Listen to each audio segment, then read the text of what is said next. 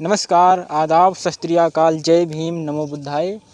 इस भारत देश में ना जाने कितने ऐसे कुकर्म हुए जिनका मनुवादियों द्वारा रूप परिवर्तित करके अंतिम रूप धर्म का दिया गया।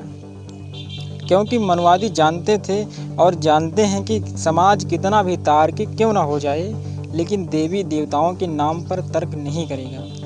हमारे युवाओं की खासियत है कि वे हर उस टॉपिक पर तर्क करने के लिए तैयार हैं जो सामाजिक प्रचलन में है, लेकिन धर्म के नाम पर तर्क नहीं करते हैं। वहाँ पर साइंटिफिक रीजन नहीं देते, क्योंकि धर्म ने उन्हें अंधा बना दिया है। गलती उनकी नहीं है, आस्था रूपी दीवार के आगे जो तर्क रूपी दीवार है, वे उस तक पहुँचना नहीं चाहते। एक समय हुआ था जब देश में मनुस्मृति लागू थी। उस समय देवदासी प्रथा भी थी। इस प्रथा के अंतर्गत जब सवर्ण समाज की महिला विधवा हो जाती थी तो उसको गांव में रहने नहीं दिया जाता था, उसको गांव के बाहर मंदिर में रहना पड़ता था। यहाँ सवर्ण समाज की महिला की बात इसलिए की है क्योंकि उस समय शूद्रों को मंदिर में जाने का अधिकार नहीं था।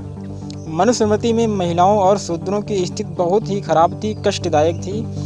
महिला सवर्ण समाज की क्यों ना हो, हालत बहुत बुरी थी। सवर्ण समाज की विधवा महिला अपने को मंदिर में समर्पित कर देती थी और देवताओं की सेवा करती थी। इस प्रथा में सम्मिलित महिलाओं के साथ पुजारियों ने यह कहकर शारीरिक संबंध बनाना शुरू कर दिया कि इससे उनके और देवताओं के बीच संपर्क स्थापित होगा।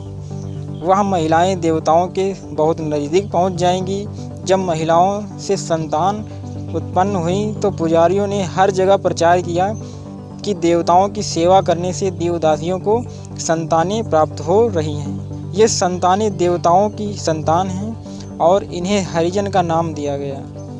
दौर गुजरता गया, पंडा पुरोहितों की भोग विलासता इसी तरह चलती रही। जब देवदासियों के साथ मंदिर में पुजारी शारीरिक संबंध बनाता था तो उसी समय कोई न कोई दर्शनार्थी व्यक्ति मंदिर में पुजारी को शारीरिक संबंध बनाते हुए देख लेता था तो पुजारी पकड़ा जाता था।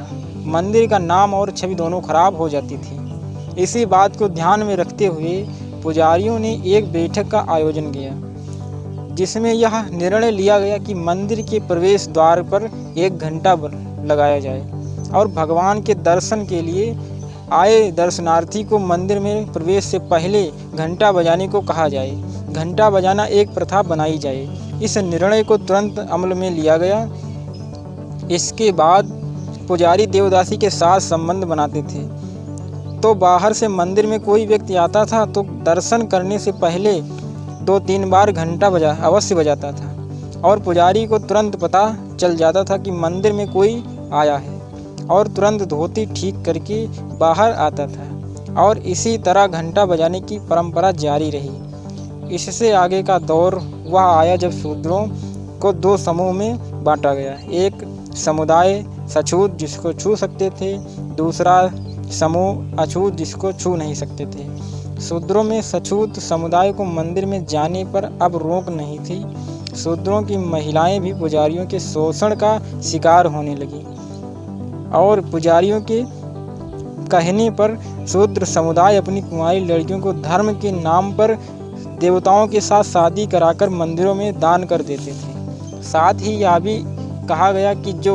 व्यक्ति मंदिर में घंटा चढ़ाएगा उसकी मनोकामना पूर्ण होगी, सारे दुख दर्द का निवारण होगा। आज के समय घंटा चढ़ाने की प्रथा एक विशाल रूप ले चुकी है। व्यक्ति सीधे देवता से बोल देता है कि भगवान मेरा यह काम बना दो तो आपके दरबार में 11 किलो का घंटा जरूर चढ़ाऊंगा। इसी तरह मंदिर में सैकड़ों घंटे टंग जाते हैं।